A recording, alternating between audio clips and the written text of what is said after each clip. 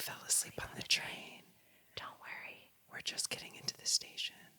Yeah, you fell asleep. You fell asleep on the train. I haven't seen that movie. It's not a movie. It's just something we we like to do. did one time on the train. Well, you fell asleep on the train. I was like, how did we come up with this really creative bit where we ASMR and go, hey.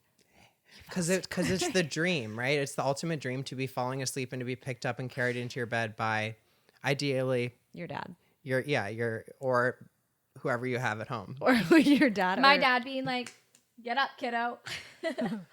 Barb, our mother, will go to the bottom of the stairs and bang on the drywall such that it shakes and go, get up. Oh, wow. I love I got carried to my bed a lot, you guys. I guess Really? I'm lucky. I think there was carried, but it wasn't. This was like mornings. That's a good point. Oh, morning. You got woken up to walk your ass up there by yourself? Wait, what? Like if we were in the car and we got home and I was like pretending to be asleep, they'd be like, Amy, come on, let's go. Oh.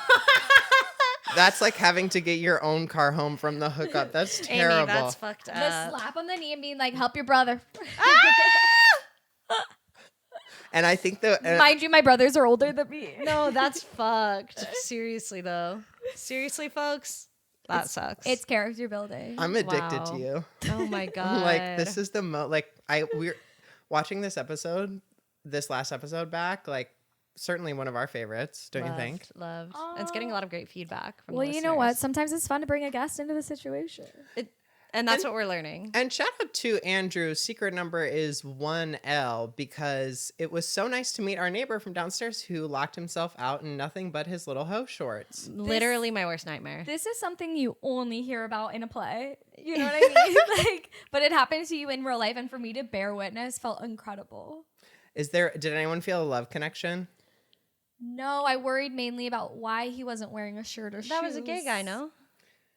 I don't think that guy's into anyone in this apartment. I think that was a gay guy.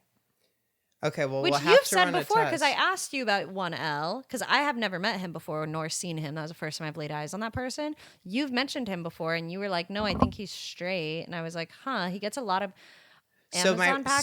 So the gag is that my default, like my representation, my schema of a guy is a gay guy. Yeah. So I'm like, So for me and my experience, which is Yeah. pretty similar, yeah. I'd say I think he might be one of those straight guys Yeah. that just seems gay, but he actually just lives in Bushwick.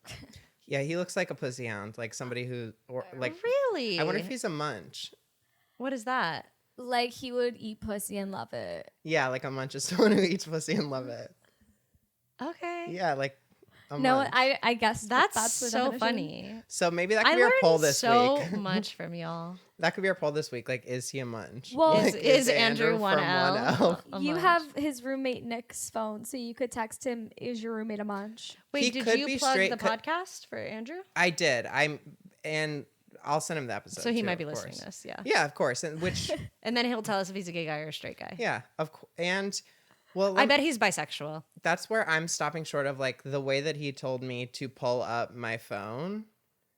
I think it was How'd he coming do from a it? place of urgency, like he was nervous, but it was just short of pull up the phone app. It was while he was switching between calling the landlord or the manager, Yeah.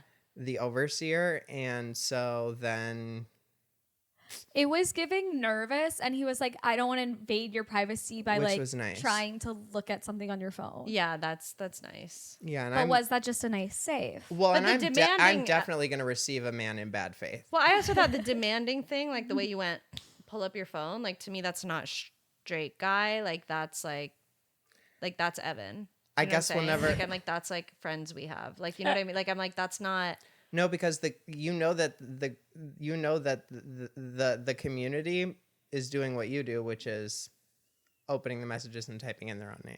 Exactly. So they're not asking me to pull it up like. Do you know this trick? No. So if you're anywhere, anytime with anyone, especially someone you're kind of curious about, you just say, "Hey, can I borrow your phone?" And they go, "Sure." And then you open up messages and search your own name to see what they've ever said about you. Oh yeah, I do that constantly. And if anybody did that on my phone, it would be in trouble. It would be Life- relationship ending. Life ruining. Yeah. Yeah. No, Hip it would be tip. seriously unfortunate if anybody looked up. Here's the thing we have to remember is that actions speak louder than words. Yeah. And sticks and stones may break your bones, but words will never hurt you. And so the words I'm saying, they don't matter. I'm just saying them. I totally get that. And you know what's funny? Both of you would be safe if you did that. Yay. You could both look up your name in my phone and you wouldn't find anything you didn't like. That is so sweet. You could have, It's also- maybe a year or two ago when we had the dark times, there would have been a lot of stuff. Oh, before the Trader Treaty? I'm going to go 2 years ago. You would have been bad for you, but you would have to really scroll to Well, get it doesn't anything need to be. negative No, about because you. it's good for me. Because if you had a conversation that felt like it was toward our relationship growth, that's important. And that's not a conversation we can always have. So I think it is, like. It's like when I read my stepmom's diary cover to cover in 2020, where it's like, it's better that I know. It's better that you know. Welcome to Stream Queens, the pod. I'm Erin. I'm Julia. And I'm Amelia. Erin is an Emmy Award-winning producer. Julia is indie darling of the Tribeca Film Festival. And Amelia is the divine host of Stream Queen. Fuck. Well, today. Thank you for What? saying That's okay. that. I got host status. She got host today. status. She got bumped to co-host. Mama, I made it. I forgot the first part of the little tag. The high priestess of Girl Church and the divine host of Girls Rewatch Podcast. You nailed that. That's so sweet. Thanks for a second take. And I'm sorry I was hard on myself. I'm working on I don't that. even think we have to do a second take. I think it was perfect. I think so too. Let's just keep it trucking. What do we do here? You guys remember when rap songs used to be for kids? Yeah, in 5th grade, my favorite song was "Don't Trust a Hoe Who don't trust me. That's more of a rock song, but Oh, well, they talk really quick. They Yeah. do, yeah. They're definitely queering the genre Queering the in that genre. way that only white men who rap can do. can do. Yeah, I was thinking more like bedrock, like I can calming make your Mr. bed Flintstone. rock. Yeah, like that's for kids. They used to play that at the tubing place, and I just remember being like, "Is this about sex? Yeah, totally. Why are they blasting it at kids tubing? Right, because rap music used to be for kids, What's tubing? Like snow tubing, like snow tubing. You had snow in Texas? No, but once a year I'd go to Colorado and tube. And they were always playing that? What about, or like Reese's Puff? Yeah, Peanut butter chocolate flavor. And that's actually capitalism and art kind of connecting in that way. or like knock you down, like Carrie Hilson. Like it's like when when Kanye love is knocks you down. down. Is that rap? yeah, well, there's like a Kanye verse. You know what I mean? He's like, so I wrote this love letter right before my classes. How could it? You know what the big I one mean? was Football team, and I wasn't. I could only tell you what it feels like. And right now, there's a it's steel it's knife in my knife windpipe. and knife. I can't breathe, but I still fight. While I can fight, as long as the wrong feels right, it's like I'm in flight, high off of love, drunk from the hate. It's like I love it. The more I suffocate. And right before I'm about to drown, she resuscitates me. It'll be She good fucking if she hates me, gets to the and I love it. chorus Wait, because where you going? I'm it'll, leaving you. like, maybe No, you transition ain't. into Come the back. We're film. running right back. Here we go again. It's so insane because when it's Also, going we good, didn't see it's going what great. part. I'm Airplanes Superman with the in the wind in his night back. I'm sky, Lois like Lane. shooting Anyway, stars. This is the home of, for her, Rage Bait and Misinformation, brought to you by the Bushwick Intellectual Elite with the definitive take on pop culture. Erin and I are roommates of about a decade, and Amelia is our friend who we have met through the industry and through friendship. This is a sleepover episode. We watched Catching Fire. It's been a Really decade, good, and you're Julia. thinking of ending it. what? So that's what we call classic projection. Wait. So what did you? Yeah. So Has Julie been telling you she's thinking of ending things? No, I'm wondering where you're. Is that where'd what you get Yeah. You can be honest if that's what if I was gonna start searching your phones, would I find evidence that she's thinking of ending So things? now she's gonna do that, and that's actually and if I was, I would want you to tell her because that's like good podcasting. But that's not. I don't know where you got that, and I think it was because of how fast I'm looking. But look at your face. So you got. I'm just trying to help us cause out. chaos on the pod. I thought this would be good TV. She's doing drama. She's being a butt society edgelord. Well, you know what? I just want to say at my day job, the podcast is not getting numbers because they aren't fighting enough and they aren't being dramatic enough. They're not Oh. spilling tea So enough. you were trying to cause a fight? And I was like, I don't want to end up like Well, them. this isn't a podcast about spilling tea. It's not a podcast about drama. The only drama we want to talk about is the drama we're seeing on screen in the Hunger Games Catching Fire, folks. It's a drama. segue. It's an action thriller drama. And it's not for kids. No, it's ostensibly a teen drama, but it's not for kids. Grown-ups. It's this for movie grown is dark up as kids. fuck. You know what I was thinking about today is that, oh, no wonder kids love this. This is what it felt like to go to middle school. Why? Because there was a resistance and they shot an old man in the head? No, but if you didn't like adhere or if you didn't assimilate to like your peer group or whatever, it did feel like you were being shot. You were going to be whipped in the town square. Oh, I don't know. I always assimilated. I'm going to fix my mic one more time because it keeps sagging in a way that's... Totally. Yeah. You do not want a saggy mic. No. Which brings us to our first sponsor today, Cialis for her. Oh, you were seeing this as kind of a Mean Girls type setup? Just the extremeness at which you feel discomfort as a teen versus as an adult. Right. This is such a visceral thing to place that big feeling that you experienced in a small way. And to see somebody experience that same feeling in a huge way is so important as a teen. That's what we talk about with Twilight in the first film in its direction by Catherine Hardwicke. Shout out. Justice for Catherine is like how well she did that, showed the perspective of being a teen girl and like the monumentality of those like emotions, especially around love, and then like having the highest contrast, like, you know, a virgin and a 150-year-old vampire. Like, right. I wonder, like, in this setup, is it really like social pressures that you think she's like the Hunger Games? Yeah, well, I think battling, she's feeling or the pressure of kind of like being this movie to me is Katniss being, she's going on her victory lap, and then it's like she's feeling the pressure of being a symbol of both the Capitol and the Resistance. Like Katniss becomes a pawn in this episode, and we've seen her in this movie. Like in the first movie, we see so much of Katniss being like strong-willed, and everything she does is really of her own volition. This one is her. She's like really a pawn for both sides of the movement, and she's become like a symbol. And how's she gonna handle that? And preteens, like developmentally, are like developing their philosophical beliefs around that age. And I think the love triangle represents all the different like paths, because Gale is who cares if they get shot? Like, we need to fight to win. People will die. And then like Katniss is like, I only care about my family. I just want to protect my mom. I just want to protect my sister. And then Peeta is like, I don't want to do any harm. I will stand up for myself, but I won't hurt other people. And so it's like really like helping place like little avatars for like the different belief systems you start developing in your middle school years. She's really good.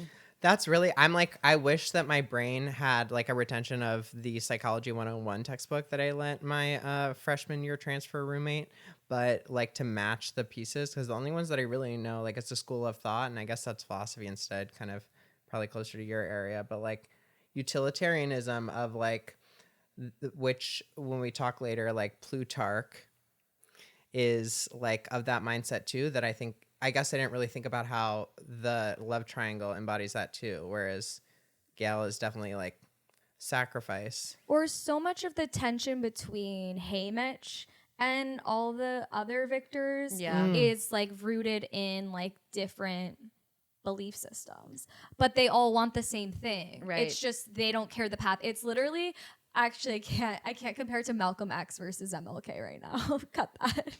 I'm like, right, we can cut it, but is there a stand-in that we could? Yeah, I'm like, could we? I think it's in there. That makes sense to me. But the thing about like Katniss as a protagonist in this film, though, like she doesn't really have, and I can see how this is also a preaching thing too, because she has all these different belief systems and ways to be in front of her, but she doesn't really have any choices in this movie. Like she doesn't get to really make hardly any decisions until the very end of the movie. Do you know what I mean? It's like, and they say it at the beginning, right? Like it's that line. It's like, you're on the train and you're never getting off. Like she's on the train. She's there against her will. She can't really choose much of anything. She's got President Snow breathing down her neck. She's got Peeta. She's got Haymitch. Like she's getting all this advice from these different corners, but like she can't do anything authentic. Catching Fire is so interesting because the Hunger Games, all the viewers are viewing it from like, but there can be a winner.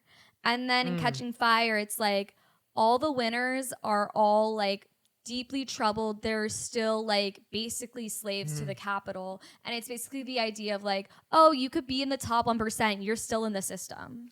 Right. It's Haymitch's line, there are no winners. In the games, there are no winners. Yeah. And there are survivors. Yeah. Watching the devastation, and you kind of, Amelia, during our viewing, started mapping that onto what? I had a wee beverage. I don't remember. She doesn't remember. What'd she map it onto? Yeah, but what was I saying that she's mapping? Fuck. Oh, Sorry. there's no winners. Oh, I was the top 1%. Oh, yeah. You were, when that came, it's like Haymitch says, is in the games there are no winners, and that you kind of brought to life for me during our viewing.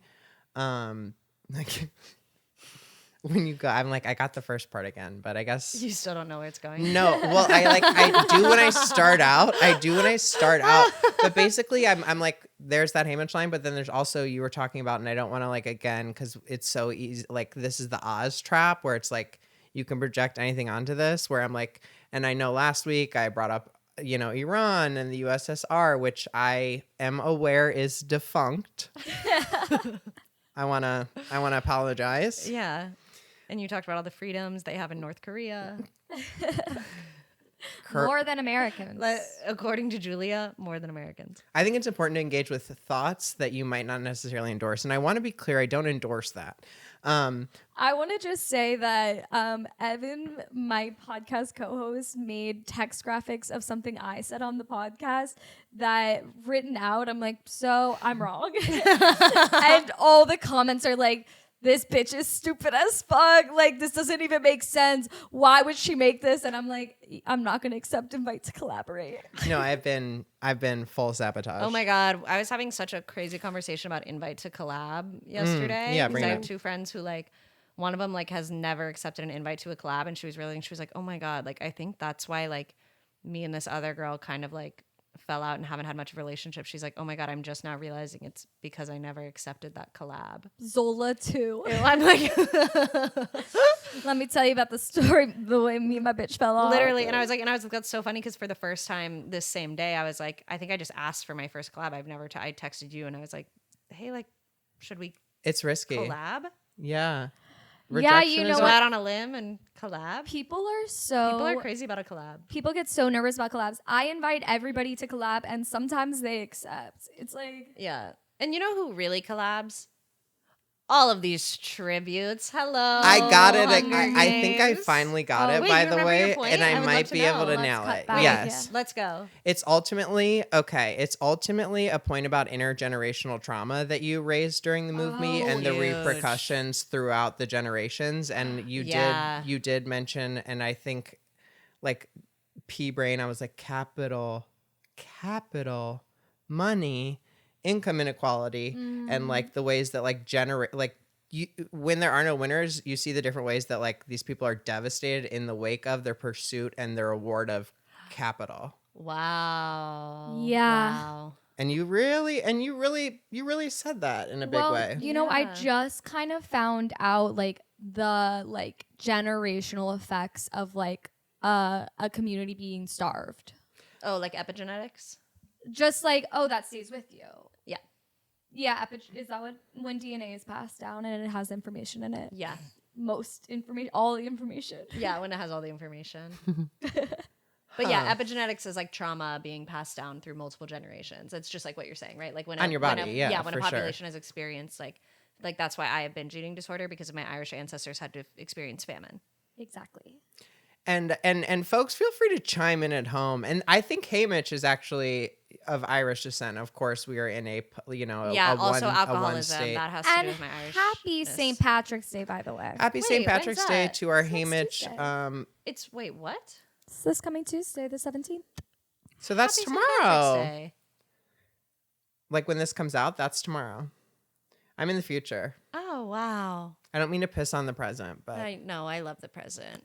I mean, okay, so not to just kind of keep being that girl, but So back to the Hunger Games. Yeah, No, absolutely. we're unfocused tonight. I'll say Which it. I'm not minding at all. I just like want to keep kind of bringing it back to we the do text. ultimately- We yeah. ultimately are here to talk about the Hunger Games, and I think like let's talk about like, I mean, the beginning of the movie, we really get to see the districts for the first time. We also really get to see the Capitol, and we get to see Katniss and Peeta's kind of reaction to the lifestyles of the Capitol, as well as the kind of chaos being stewed in the districts. But any thoughts or reactions? I'm more just presenting things that happen to see if I don't have anything to say about that, but maybe you guys do. And maybe if I keep talking, someone else will have something to say. The intro of this film is really powerful, and I think it's why so many people love the sequel of just like, oh my god, they won, what's gonna happen now? And it's like they're immediately like put in a situation where, oh my god, they get to learn more about the world. They finally get to see these districts, but they can't do anything still. They're still trapped. And so it's like interesting. I mean, the best example is like, of course, when they're reading their little script and like Peeta gets rid of Effie Trinket's like card, and Effie's like, no, just read the text. Right, And then yeah. Oh my god, I did that I spoke at graduation in high school, and my bit was I brought out my speech, and then I was like, you know, like, ladies and gentlemen, like parents and teachers and friends, and then I was like, you know what? And then I crumpled up the speech. Oh my god. And I threw it. Talked like I was going to speak from the heart, but then I pulled out a second speech. Girl, you are funny. It was cute. You know, I just found out last week MLK's I Have a Dream speech was like he threw away the thing he prepared. And it was improv? It was like him speaking from the heart, and that's why it was so powerful. Wow. Don't quote me. I heard it on a podcast, and we know how those go. We know the misinformation that can be spread on podcasts, firsthand, but intentionally I'm loving, or unintentionally. Yeah. But like when Peeta, Well, and MLK is all, you know what, let's bring it there. Because also MLK as a symbol of Happy the MLK. resistance Happy who belated ultimately MLK gets Day. killed by kind of the government, right? Which ultimately is a big question of this movie is President Snow gonna kill Katniss? She's a symbol of hope. Right. She's a symbol of the revolution. Are we gonna kill her? Or are we gonna use her and try to also convince them that she's one of us, right? Like that she's a capital citizen, that she's abandoned the resistance. And I think that's something that really happened to MLK. Literally. You know what I mean? Like they spread bar misinformation. For bar, like point for point. Yeah. So I'm like, I do think the story is really probably And it was inspired when he by was that. becoming more radical and more about like started talking about income inequality equality. and like all of these things. And then the government really started doing a misinformation campaign. You know what I mean? It's just like when MLK got married and they said, what dress is he wearing? Floggings. You know what I mean? How's the cake? Executions. You're gonna have to take it back because you did say MLK instead of Katniss. I knew I said We MLK instead of ate Katniss. Oh, I was thank joking. God! It was really good. It was No, like a hair. It was like if you got a hair in your face. Yeah, Do you know what totally. I mean? No. Like, I was like saying MLK on purpose to be like, wink, wink. nudge, nudge. Yeah, wink, wink, nudge, nudge. But Wow. like, yeah. It was shocking to see that kind of. This movie doesn't shy away, even though it's ostensibly again for kids. I think that like if this didn't have the bite that like the books do, which are like really intense. Yeah. I think when you're describing that like contrast on the way to the Capitol, that really stuck with me as a young person, as a young viewer, as a young reader of like that I was then able to map connections on from real life. And Yeah. I mean, and then the District 11, District 12 solidarity. oh my Oh. God, And the- workers' rights, y'all. The Yeah. downfall of that, I mean, there's so much to explore. It's such a meaty piece of work. Yeah. There's so, like, this could be an entire decade of podcasting. 100%. I mean, because we could go scene by scene. I'm like, whenever Gail gets like Yeah. whipped, like I'm like, that shit is brutal. And then Katniss gets in front. The new guy in charge doesn't care. And they're like, wait, that could be bad for you if you kill her. Like, and then 3 victors all lined up in a row protecting Gale. And it's like, oh, now there's televised evidence that 3 victors think they're above the law. peacekeepers. And it's like so, and then in comparison to just like also like we have to talk about the scene where like they get to the party at the Capitol, like they're basically at the Oscars, like it's Hollywood's big night out, and they're all Yes. there, and then they get word of the like, oh, drink that, like there's all this food, and they're like, Yeah. drink this, and you'll Kind of throw the up so you can stereotypical keep gay eating. guy. And they're like, oh my God, like my family is literally starving, and y'all make yourselves throw up to continue to eat more. Well, this is the thing when you realize, like, I mean, so like as a child, when I heard about like, what's it called? Like food insecurity. What's it called? Food insecurity. Yeah. It seemed like this massive problem that was like really complicated to fix. And then you grow up and you realize like what they spent in the weapons department in one day could fix all of that. Like, yeah. And it's like, oh, like they do that just to like control us. Yeah, and it's totally. like, oh, they're realizing in real time that same thing that I realized, which is like, oh, they have so much excess. They don't even know like how hard we die for like a spare rabbit. No, totally. And then once again, I'm like, not we. Like, we are again capital citizens. Yeah. Like, I do so much food waste, not on purpose, but just as a byproduct of living a kind of metropolitan lifestyle. As you were describing the love triangle earlier too, like I wonder how much that and the different philosophies, like given that we are in the capital or in some version of Panem, like I do really relate to Katniss's like I gotta focus on my family, and like perhaps again if you're a children's book author such as Miss Suzanne Collins, like trying to wake up in young people that like you too are the hero, like this resistant call to hero, like what can we do? Can we do more than just watch violence on TV? Like, and where, like, can we be a symbol, or where do we fall in? And it's also the like rise of like in the 1950s, like, oh, the dream is a picket fence, a family home. Everybody owns their own lawnmower. Like community is just the like nuclear family. And that is like a way for like the system to continue to work, because then you're only focused on like your kids or your wife or whatever. Meanwhile, like it used to be community run and community, like it's the whole thing of mutual aid where it's like, let's all, if we all work together against this, we're so much bigger than them. Well, and it's the importance of it's why they're so, it's important right now for like back to right-wing talking points, like the importance of the nuclear family, like coming back, and they're really scared about the death of the American family. I think it's for exactly that reason, right? Like it's easier to have a family unit that people are like, it contributes to an individualist culture. And that's why they want kids. Sorry, go ahead. No, that's okay. I was going to say, and what do we always say is the primary dynamic between men and women? Fascism. And that... And the nuclear... And what do we always say, Erin? we do really, it's true. We always say fascism is the primary dynamic. It's like a mom being like, and what do we say? Thank you. we say, no, I'm trailing around the worst children that you've ever seen. We say the main dynamic is fascism there.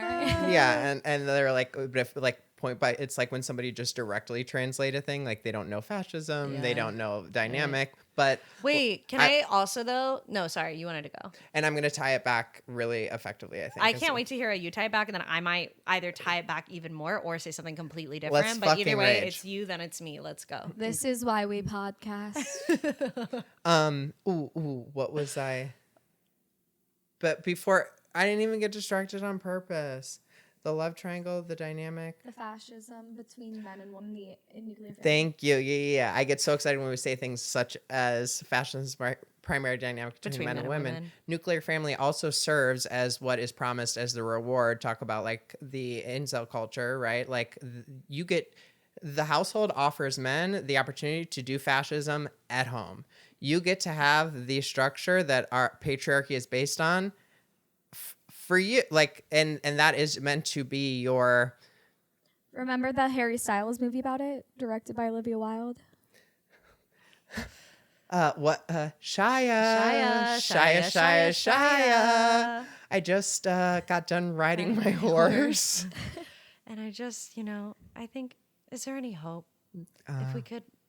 You and Miss Flo. If she really put her mind to it. She really put her heart in it. Sorry. Is that a line?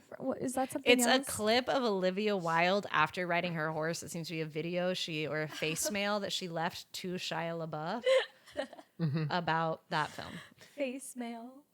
The other point I'll make about similar to this 1950s Americana dream, this film doesn't really ever at any point engage in any sort of race or racial politics. Okay, before we go there though, because I want to go to what I was going to say, and I think it does have to do with what you had said. Because like when we talk about like fascism in the household and these different dynamics, like I think what's also interesting about this being like a teen movie and being, especially having like this girl protagonist, like where you look at compared to say a text like Twilight, where kind of love and marriage and there's a love triangle there too, her feelings are kind of like paramount in that story and like where her kind of love lies. For Katniss, it's not that at all. Like the way marriage is presented in this story is an offhanded we'll get married for the sake of the camera. It's survival. Like, right? She's pitching marriage. This is no goal for her. Even when she wants to run away with Gale, it's just because she wants safety. Like, there's no part of her that is fully motivated by love, by achieving family, by achieving marriage. Like, these are just these throwaway moments for her because her real primary goal is survival, protecting her family. And it's also interesting because she becomes this revolutionary figure, obviously, but that is not at all in this film. The resistance is not her primary goal. And in fact, it's something that is being, you know, thrust upon her. This is what we say, like, she's a hero because she's a survivor. Yeah. And I wanted to ask you about that. You brought that up during the movie, that she's not a winner because she's a hero, but she's a hero because she's a winner, or she's a survivor because she said that on the last episode of the pod. Oh, you know what I was saying was that that's where I heard that. Yeah, that's where you heard that from. That was like kind of her opening. Oh, line it was on the on pod. it. Yeah, yeah, that actually was. It was like her. That was like her opening thesis. Perfect, because I was like, this. we should make sure that was we kind of get her. that. That was kind of her opening statement. Do you wanna, now that you're talking about, do you think you could transition us into TV based off that? Yeah, I think like we've now reached the point where we should talk about the Hunger Games, the show, hosted by Caesar Flickerman. Hosted by Caesar Flickerman in the world of the Hunger Games, the film franchise, because the Hunger Games, the show, I think they really stepped their game up on this one, like doing kind of an all-star, like a Drag Race all-stars season with the other tributes. I'm like, that's good TV. Like, also the game is way fucking harder, and these tributes are way more compelling. Like, we didn't get a lot of tribute backstory necessarily in the first movie. In this movie, we get so many interesting characters. We get like, and they all kind of remind me of like the different tributes are like the different ways like child stardom can kind of take place. You have the very like cocky kind of like popular guy in Finnick. You have the kind of drug-addled morphlings. Like you have this really like hard, like cold, you know, kind of strong-willed woman and like Joanna Mason. Like you have these different ways people handle fame and success after, of course, being thrown to the wolves. And there are no winners in the Hunger Games, as we know. But like, it's really interesting to watch kind of how other people in Katniss's position developed and then handled it. I also think it's really powerful to see the range of winners as a kid, because you're so used to being like, the winner is Batman. It's always going to be the guy like Batman. But then you look at all these people and you're like, Magpie, what's up, girl? Like, yeah, the heroes, right? Like you realize like, oh, these people were smart science nerds. They won. And then they're like, oh, like she was like fierce or whatever, or like, and these people like knew how to swim or whatever. They all have different skills. Yeah. And for development, that's incredibly, you know, important to see like this person who's gone through this one experience, and then her challenge throughout this, right? She is in conflict with society the whole time, right? It's like blown up in that way. I also am. Well, I was gonna ask, do either of you have any kind of like favorite victors turned tributes? Like who are you excited to see in these games? Yeah, who like would you want to win? And as we think of just like, because I think all of this really plays into the Hunger Games, the show. Like, I'm like, if that were real, do you think they're doing RuPaul a really strong season? You know what I'm saying? Like, it's All Stars 3. It's giving Survivor 50, Yeah, which Survivor 50. My roommates are very excited about, and Yeah. they say it's really good. There's a lot of high stakes, which is very much catching fire. Yeah. The quarter quell. But did you have any faves? My fave is Finnick, because I thought I would hate him, and then he made me change my mind. It's like when I read In Cold Blood and changed my mind about the death penalty. We maybe could have done without that, because maybe we could have not learned that the nice guy that you think is threatening you, or the hot guy that you are afraid is gonna like backstab you and betray you the whole time, and then in this Sometimes he won't. Sometimes he has your best interest at That- heart, and that's a lesson. But I have a This is question about, fiction. I never read In Cold Blood, so what did you think about the death penalty, and what do you think about it now? I mean, I grew up in Texas, and it was like, if somebody's bad, we kill them, so they stop being bad. And I was like, of course, that makes a lot of sense. And then I read the book and realized, like, oh my God, like, he only killed that family because his mom was mean to him. And it was genuinely like, oh, like. Right. Another Right. Philip Seymour Hoffman joint in Cold Blood. God, That's he Truman is so amazing in this movie. It's unbelievable. Yeah. Shout out to Pluto. Let's talk about it. Do you want to address? Do you want to address it? So for the last 3 months, I have been living under a reality in which the character of Plutarch is actually the character of Plutard, because I was listening to the audiobooks, of course, and I don't watch TV with subtitles. And last Friday, we were watching Catching Fire. I kept bringing up Plutarch. About 2 hours in, I want to say 20, 25 times after saying Plutard, I finally got clued in on what was going on, and I was mistaken. You had no idea, and it was for me, the goal was like when you teach a kid a swear word. Yeah. Like I was like, she was trying to like keep you going. At a certain point, I just couldn't do it anymore. I just had to look and be like, you can't keep saying Plutard. And for 3 months you've been doing it, but you said that you like that is a taboo that maybe didn't develop for you. Yeah, because that was my favorite part, was you weren't registering why it was so funny to us that you were saying Plutard and you weren't getting. Well, I was like, oh, it rhymes with retard, which is like at that time like the one word you couldn't say. Totally. Right. Right. That's what we're saying. Right. But that didn't occur to you at all? I was just like, I think I said this on Friday. There's so many names that are like that. Like, there's a city in Canada called Regina. What? It's literally the capital. Like, it's just like, and there's so many people you meet. Like, do we not talk about the fact that everybody named Richard we just call Dick? That's crazy. I don't know those people. I don't think people are calling people Dick anymore. Yeah, but it was like name number one. Like, it's just like so true. It's like the way names were. Like, okay, I'm sorry, her name's Katniss. What the hell? It sounds like catnip. Or cat piss. Catnip, Yeah. we get that kind of like where the that hell was you her been, nickname or Loca? something, Like yeah. you named my child after the Loch Ness yeah. monster. There's some lines that Liam Neeson Hemsworth has some challenges PETA, delivering. be so for real right now. Plutard and PETA, that makes sense together.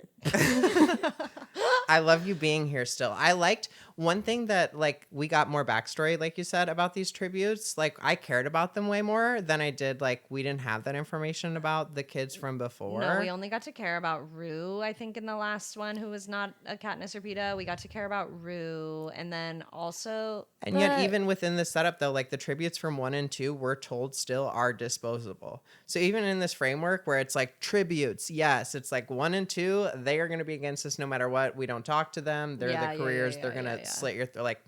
Like I found that particularly like interesting. There's no clean lines. And actually the resistance is kind of fucked. Like Plutard, and we don't know about kills like so many, instigates I mean, it's the riot. end of Gale. Yeah.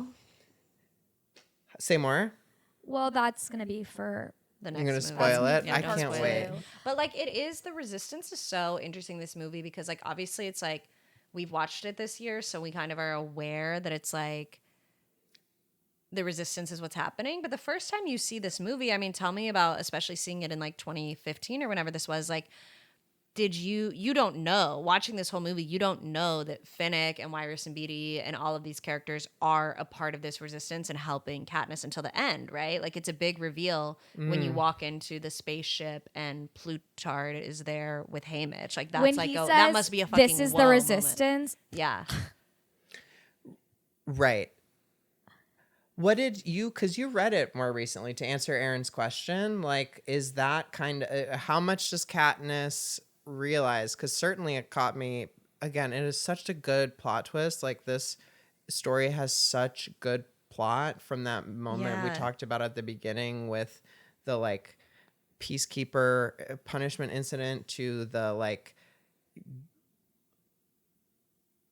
Well, it's like, I'm so glad they did, like, there's prequels and stuff, but what I would love if there was, like, I don't know if Suzanne is still kind of writing these books, but, like, one I would love to know is I'd love to know more about how the resistance functions and kind of perhaps like a one battle after another type of way of, like, I would love to see how they coordinated that effort, because obviously they have to be so fucking secretive. And, like, I'm like, how did the game maker coordinate with these tributes to be able to even make this happen? And it's like, because they've been planning for decades. They've been planning for decades. And when we find out what about are the District mechanisms? 13 is the district that builds weapons, and that's the only way it's possible. That's so dark. But what I wanted to say was in the book, Katniss gets like confused, but it's also the thing when we were watching and you're like, fucking PETA is like not gonna hurt you, Katniss. You're such a bitch for like being so distrusted. She seems like such a bitch. She's such a like, bitch. That's the reason like she doesn't pick up on like, why are these people helping me? Because she like literally confirmation bias of like, I'm out here to save myself. Anyone could turn on me at any moment. Anything bad could happen at any moment. I don't trust anybody. Right. When it's like to see like Joanna's, like when you look at like Joanna's arc from Katniss's eyes, you know what I mean? We first meet Joanna in the elevator and she does that really showy like thing where she gets naked and wants PETA and Haymitch's attention. But then later you don't expect when Joanna cuts Katniss's tracker out and then saves her by being like basically pretend to be dead. And then like saves her in that moment, and you're like, oh, like put yourself in Katniss's shoes. You are definitely like, what the fuck is going on? I thought this bitch hated me. But it's also like she just slit my wrist in a way that's confusing and like shoved me to the ground. Totally, but you also know she's protecting you because then she goes after those people, and you're like, oh, I'm playing dead. But it's like that is so. You don't know. She's kept out of a lot of this when you talk about like Katniss is kept in the dark, and she's very upset about it. Yeah, and for whatever reason, I don't know whether or not I buy the logic that she was too closely monitored. Maybe they like sell that more in the book. But again, when we talk about like the stand-in, well, I think she wouldn't have not agreed to tell it. her. I don't think they don't tell her because she's closely monitored. Maybe that's what they. But I'm like, no, it's because she wouldn't have agreed to it because Katniss's primary motivation is not the resistance yet. I think that is how her story will develop. Time and time again, it's not. It's just not her motivation. So I don't think she would have agreed to it because she says at the beginning of the movie, right? She says to Gale, he's like, everybody's looking to you. And she said, I don't want anybody looking to me. So if she'd been presented the opportunity to be the face of the resistance, she's not going to take that deal. Like she still doesn't take it over and over and over again for 2 more movies. It's only to save her family that she agrees to be like the Mockingjay for Julianne Moore. She really is the like reluctant leader, which you know how they say that's the best kind of leader is one who like doesn't want to lead, right? Like she is that person. Like she is too funny. That Katniss. She's such a bitch this movie. Like what is that and that's kind of a guiding question we had watching this is Katniss, what is her deal? I think it's what made her a bitch. Let's name it. Just like with the ally thing, when she doesn't want any allies, like she's so funny in this movie to me. Like when Peeta's trying to be her friend, and she's like, "I don't really do friends." And then whenever she's like, "Who are the allies you want?" and she's like, "I don't know, Mags." Like she's just not like being open or friendly. She's not really cooperative. That's her main thing. Yeah, she's combative as hell. But I understand because she's constantly being tricked. And then, like... She is regularly being bamboozled and tricked. And every time, like, she agrees to something, then a whole new wave of shit, like, lands on her plate. So I understand that it's, like, if she gives Haymitch an inch, they will be like, and now you're going to kill this person first, and then we're going to play this whole game. And she's like, I don't want to be controlled like that. Yeah. So she's like, I'm not giving you anything. Yeah. I'm going to, like, be so defiant because I know if I give you one thing, you'll take everything, which we see end up happening. That's so true because the only way to control Katniss is to trick her. Yes. Should we talk about the hours of torture? This is my Letterboxd review on Friday. I'd like to talk about the hours of torture. What do you mean? I said, I don't have my phone on me. It's just like shocking to watch every hour a new type of torture. Like, it's literally, it's not like, let's make the game hard. It's like, let's torture them. Oh, yeah. That's why I was saying, like, the Hunger Games, the show, they really stepped their shit up for this season. You know what I mean? Because they're like blood rain. And then they're like seriously birds fucked up. that make it sound like your sister's dying. It's Like, so crazy. And it is just straight torture because I guess they knew there would be allies. So they're like, it's not really about, and these people are reluctant to be there. So it's not really tributes versus tributes. It's tributes versus the Capitol. the game and the elements. And they have these really crazy stuff going on. Which brings us to Plutarch, sorry. He is the game maker. He is like part of the resistance. The amount of like, it puts into question like, oh, like, how do we feel about Plutarch? Would we be like him? Where it's like, yeah, some of the victors will die, or like some of the like what like, I will make an evil game so President Snow lets me make the game and people will suffer, but ultimately it's literally the trolley problem. It is. They had Tyra Banks on this season of the Hunger Games on the Quarter Quell. They said tributes for this photo shoot, you will be swapping races. Now, I have a question about the Quarter Quell. Yeah. Are they doing this shit once a quarter? How many fucking games are they playing? Is this every This is the 75th game. from how many years? 75 years every There's year. one a year. So how much time has passed between when they won the game before they have to go back? It's very similar to the Wicked 2 press tour. Which is to say, They only had enough time to go on the press tour. Yeah, it was like, oh, they probably had like 3 months to live in that house. So did they do the games I was like, early they this got year, each or other what? sick. No, I think that like we pick up on like Katniss now lives in the Victor's village. Their family is like settled in, so they've been like living it, and then they haven't really heard from anybody from the Capitol for a while. Oh, so they've And then had a it's- couple months off. Yeah, It's whole about a journey year, starts. it feels like. Yeah. right? Okay. Wow. Every 74 year to is a 75. lot. She won 74, and then she won 75. And I see how that's hard, and you do have to kind of like switch it. Like, obviously, I don't think what happened to Seneca Crane should have happened, and like, there's also like all of that stuff. But it's like, I see how the game maker is a really hard job. Like doing that show annually. Like, how do you raise the stakes? How do you keep this interesting? Like, that's a really hard show to produce. And I feel like Plutarch came in and really like freaked it, like with some really kind of crazy. It's like Tyra. Yeah, Nobody well, like wins. that poison, like the poison clouds. Oh, like, yeah. It was just really and really innovative, like stuff, and kind of like nonstop action packed. and then I mean the last Quarter Quell Yeah. was the one Haymitch won. Wait, we don't even remember. Say more. Do We we? don't So- know about this. So Haymitch. Wait, and Quarter Quell is every 25 years? Yeah, so Haymitch won the Hunger Games 25 years ago, and it was a Quarter Quell. That's why when they're doing Is Quarter Quell always the victors? no, this is the first Never been time done victors have whatever. So what's But- Quarter Quell? So Quarter Quell is always like, it's like when it's the 50th anniversary of the Emmy, so they go hard, or like Yeah, SNL. It's it's literally SNL SNL 50.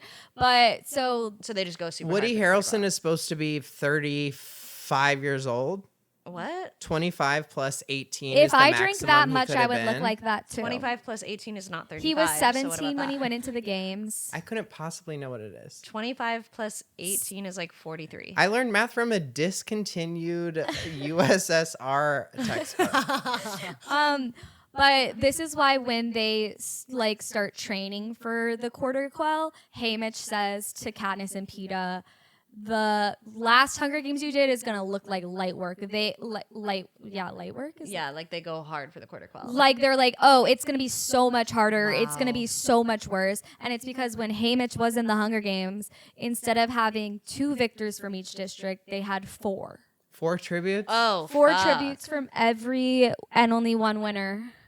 And you talk about generational, like you're just continuing to kill and snatch these kids year after year after year, ripping apart families and communities. It has to stop. It has to, like, that's the thing. It's like the Hunger Games It have got to stop, y'all. Well, should we check in on all of us? We all mentioned kind of on last week's episode that we all have some different like goals for, hope is a dangerous thing for someone like me to have, but I have it. What are we hoping to get out of the Hunger Games franchise? Amelia, you were hoping to find some kind of like hope for the present moment, a kind of now more than ever type perspective. I was wondering, like, based on this film, like, where are you at with that?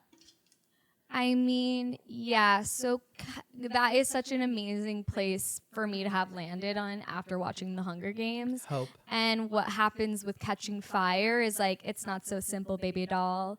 Like, even with Hope, there's a lot of ethical dilemmas have to think about. And yes, you can have hope, but there's lots of different ways for that hope to be realized, and they're not so pretty. I like that because it is things keep getting harder and harder for her. She's really having, how could you even have hope for her at all? I mean, life doesn't get easier, you get stronger or whatever. Totally. Well, it's really a question of, do the ends justify the means, right? Like, especially for like someone like Plutar, like the resistance, like it's like, if the end is an end to the Hunger Games, does it justify the means of getting there? Because you're right, like so many people, these victors are going to die, key pieces of the resistance are going to die. There's going to be all these people who are participating in resistance acts within the districts are going to die. I mean, District 12 is going to get blown off the fucking map. Can we just remember that Katniss just like thought she died in the Hunger Games, finds out everybody knew about something they didn't tell her about, and then she finally sees Gale, a friendly face, and he says, your entire home and everyone you know is dead. Yeah. And then they're like, so that's gotta hurt.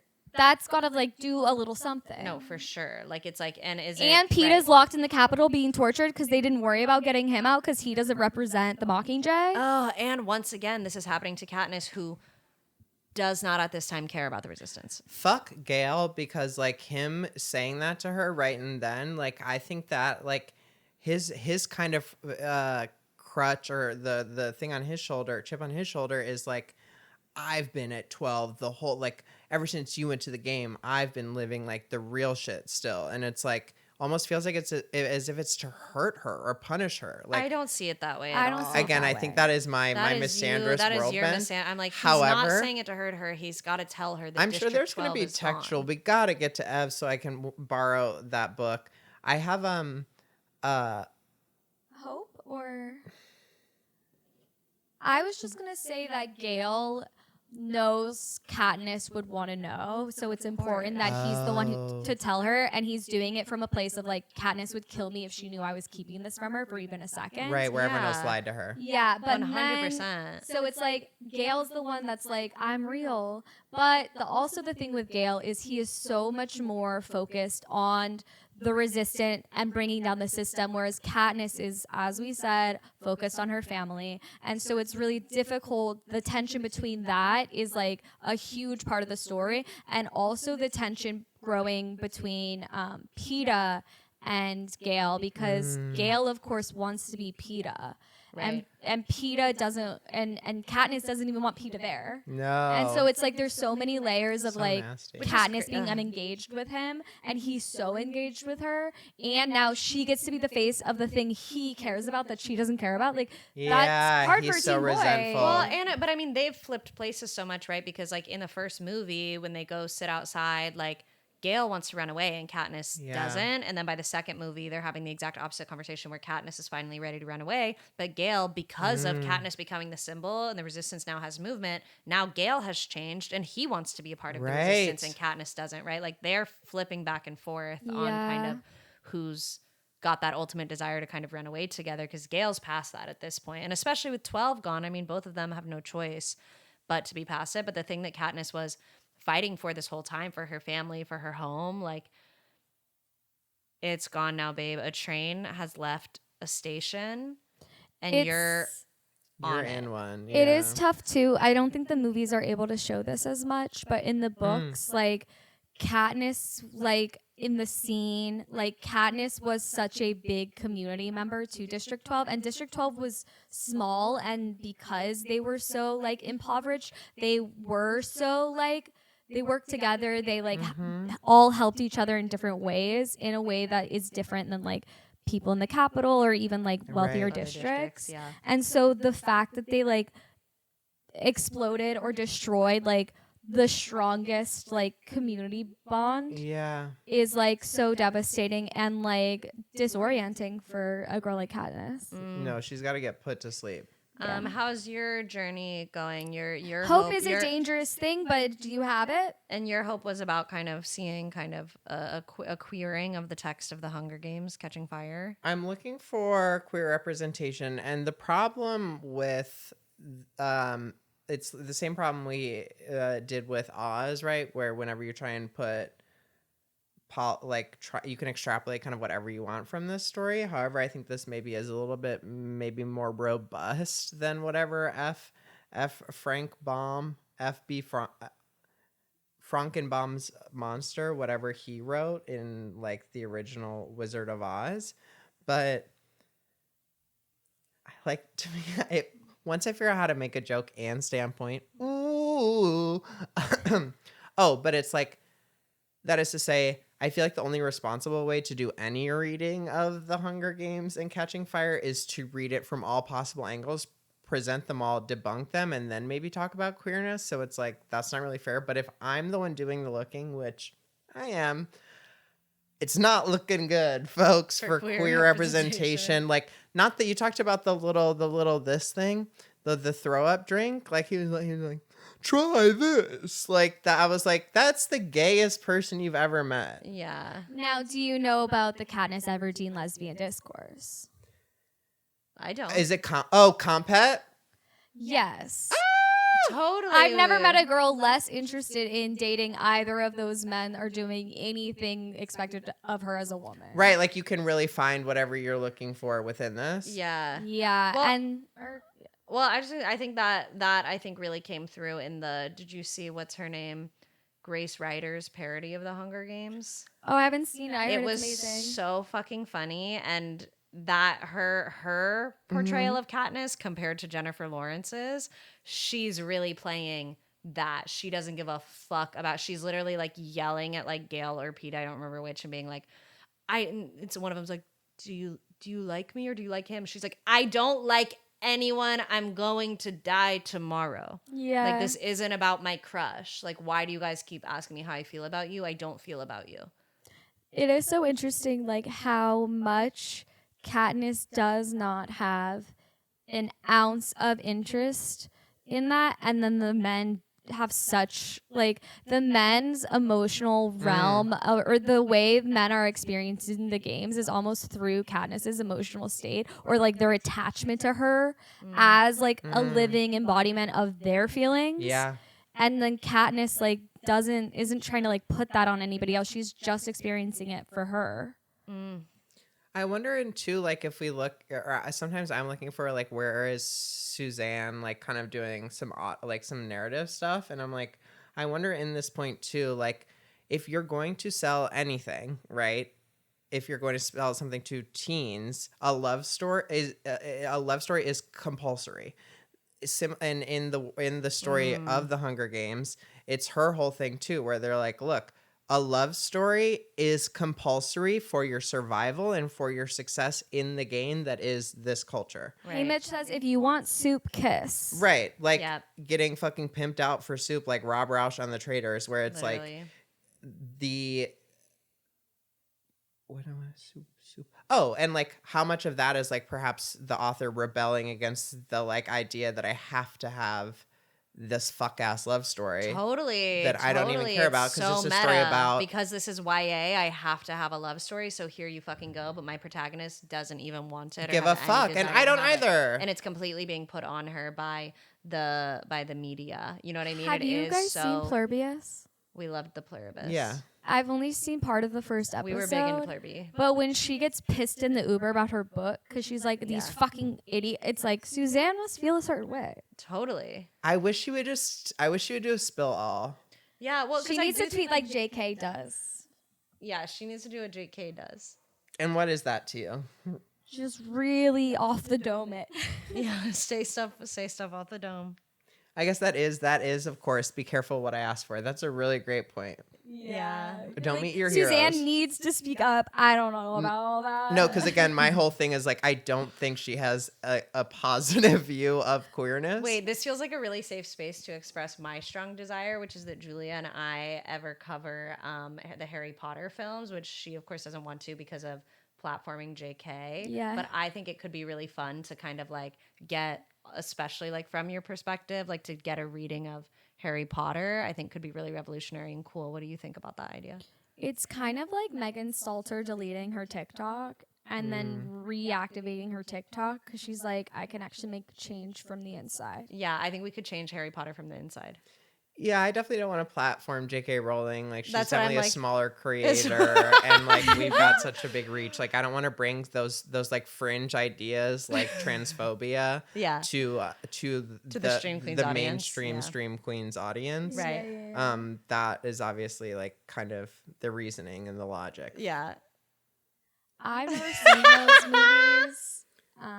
No, it's fucking devastating. Like, that's the part. It's like they're great stories, and Yeah. then Well, I have heard that a lot of young queer people found so much of their story in those stories, and that can be really confusing to grow up feeling that way and then have to like kind of deal with that. And that's why I think it could be a really fun thing for us to podcast about. But of course, that's not what we're currently podcasting about. It's about the Hunger Games. boycott J.K. Rowling. We're gonna do a boycott,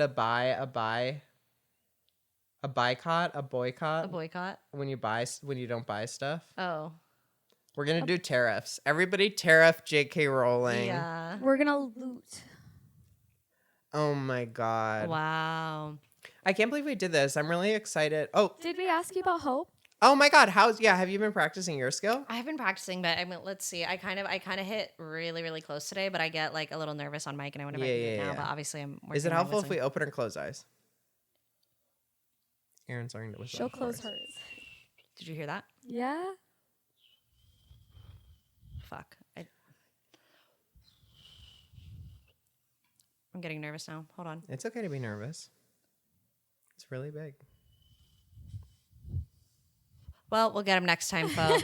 And I think the tip that I'll give is kind of like, maybe let's, like, you know how you walk before you run, let's try and get a solid, what you did a really great job this week of was having like a solid stream, like you held the note, Yeah. right? And then I was trying to fluctuate. That's Yeah. tough. Like, we'll work on solid, just like, God, that's good. If anybody was in middle school band that's listening, comment down below some tips for Erin. Yes. Let's help it do I'm a that. little resistant to tips. I've gotten a lot of tips, Oh. and I'm now trying to go by intuition because like the tips actually confuse me more and they make it we're harder. such a Katniss. Like I literally just need to do it intuitively, and like I'm working on how close like I can get it to my mouth feel to like feel that I'm producing the sound. Because like when people give me tips about where to put my tongue and shit, like it's wrong. You don't know the shape of my mouth. Like my tongue's a little bit longer than the average tongue, and like I just don't want to hear it. So like don't give me any tips. Comment I'll get something else. I'll get there on my own. Comment what you think of my hair tonight. This was so fun. Wait, thank you so much again, Amelia, for being Amelia, here. thanks for joining us. Thanks for having me on. I love talking with y'all. This is the best. This is, of course, Stream Queens the Pod. I'm Julia. I'm Erin. I'm Amelia. See you next time. You can, of course, follow the podcast on Spotify, on Apple Podcast. You can watch it on YouTube. Make sure and subscribe. Share it with a friend. This is the resistance, as we say time This is and time the again. You resistance. have the power to be the Mockingjay. Spread your wings. You can follow Amelia Ritthaler on her personal Instagram, which is also professional as you are. You can follow Girl Church at That's Girl Church. You can also follow the podcast of which she is a divine host, Girls Rewatch, on the podcast platforms as well as social. You're not going to want to miss this stuff. And you can also get a Tushy Bidet, and you can get 10% off with code StreamQueens at hello.tushy.com, folks. Y'all got a tushy? Yeah. Have you tried it yet? I've had one for many years. Oh. Bye.